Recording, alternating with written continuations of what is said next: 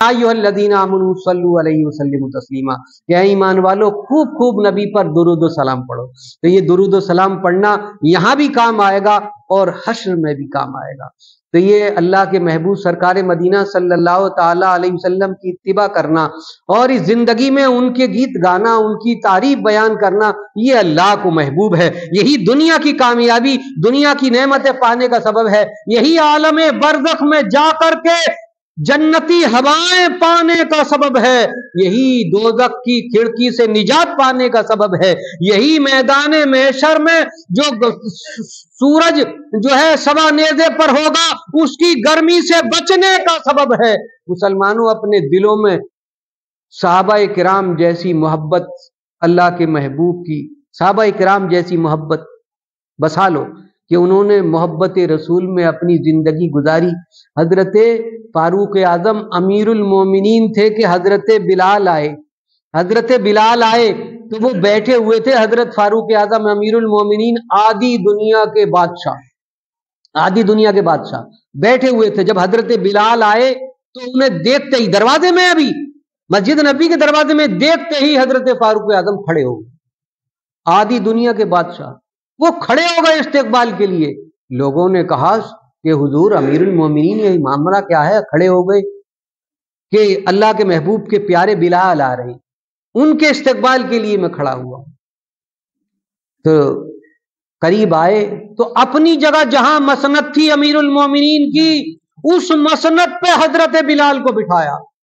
अपनी मसनद पर, मसनद खिलाफत पर अमीरुल मोमिनीन ने हजरत बिलाल को बिठाया और लोगों से फरमाया, इरशाद फरमाया, मस्जिद नबी में कौन लोग थे? सहाबाए किराम का मजमा था, हमारी तरह नहीं, सहाबाए किराम का मजमा था। उन्होंने हजरत बिलाल को देखा था, उन्होंने हजरत फारूक आजम को देखा था, उनकी सीरत उनके सामने थी। तो इरशाद फरमाया कि लोगों, ये वो बिलाल हैं जो उमैया बिन खलफ से मार खाते खाते सरकार का नाम लेते रहते थे और मार खाते रहते थे। मार खाते खाते बेहोश हो जाते, फिर से होश मिलाता, फिर से मार खाते, गरम गरम रेत पर लिटा करके ऊपर से पत्थर, भारी भारी पत्थर इनके सीने पर रख दिए जाते, मगर फिर भी ये सरकार का नाम नहीं लेना छोड़ते थे। उनका अल्लाह का नारा ला इलाहा इल्लल्लाह मुहम्मदुर रसूलुल्लाह पढ़ना नहीं छोड़ते थे।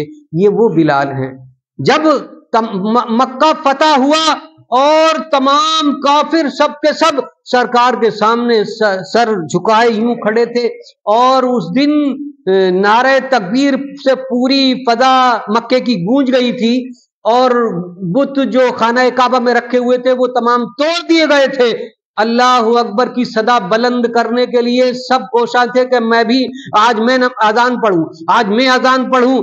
मगर उस दिन भी अल्लाह के रसूल ने हुक्म फरमाया कि बिलाल खाना काबा की छत पर आज तुम अजान पढ़ो। खाना काबे की छत पर किसे चढ़ाया? हजरत बिलाल को चढ़ाया।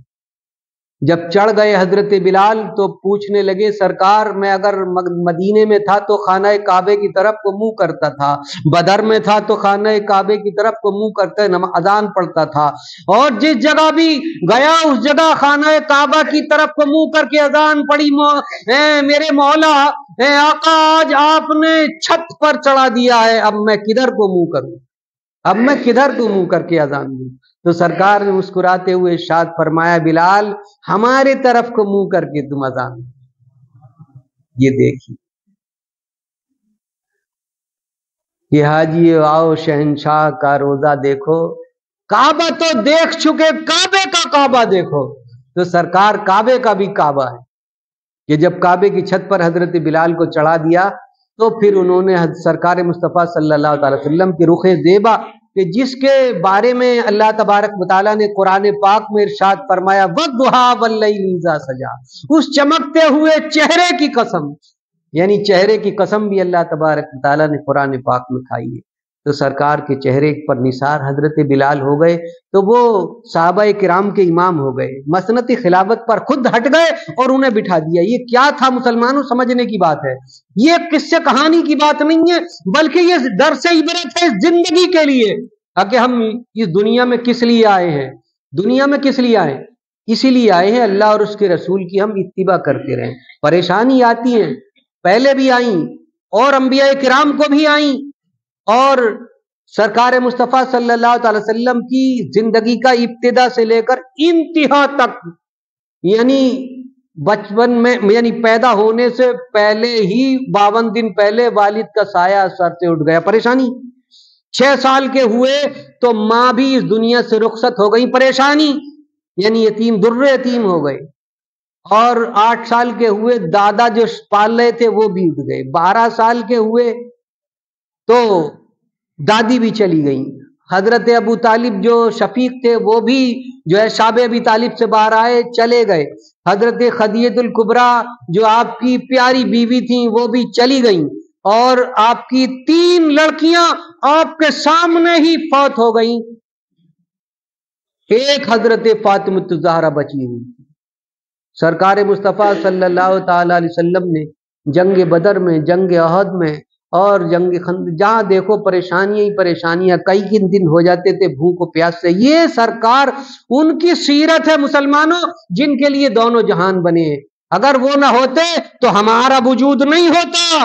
مسلمانوں، پہلی امتوں پر کہیں بندر بن گئے، کہیں سور بن گئے، کہیں جو ہے انہیں چنگاڑ نے آ لیا، کہیں تختہ پلٹ دیا، کہیں پتھر برسائے گئے، یعنی کہیں سیلاب آ گیا، طرح طرح کے عذاب آئے، مگر یہ رحمت للعالمین کی رحمت کا صدقہ ہے کہ رات دن گناہ کرتے ہیں مگر پھر بھی اللہ ہمیں نواز رہا ہے۔ دولت کی نعمت بھی دی ہے، اولاد کی نعمت بھی دی ہے، علم و شعور بھی دیا ہے، سواری بھی دی ہے۔ پہلے پیدل چلتے چلتے لوگ جو ہے پاؤں میں چھالے پڑ جاتے تھے، آج موٹر سائیکل اور کاروں کی سواری اللہ نے تمہیں دی ہے۔ رہنے کے لیے اچھے اچھے پکے مکان دیے ہیں، جھونپڑیوں میں چھپروں میں رہتے ہوئے لوگ چلے گئے کہ کفن تلک بھی انہیں نصیب نہیں ہوئے۔ آج دیکھیے کہ کونٹل چنے تو تیجوں میں آتے ہیں اور کئی دیگیں بن جاتی ہیں۔ تو یہ کیا ہے؟ مال کی فراوانی، اللہ نے تم پر اپنی رحمت کے دروازے کھول دیے ہیں۔ اس لیے چاہیے کہ ہم اللہ کے سامنے سر بسجود ہوتے رہیں اور رحمت للعالمین کو یاد کرتے رہیں۔ پہلے میلادیں ہوتی رہی تھیں اور ذکر مصطفیٰ ہوتا رہتا تھا، اب تو لوگ ایسے اسٹینڈر ہو گئے نا، اب ماڈرن زمانہ ہو گیا کہ میلاد کرانے میں تو بات خراب ہو رہی ہے۔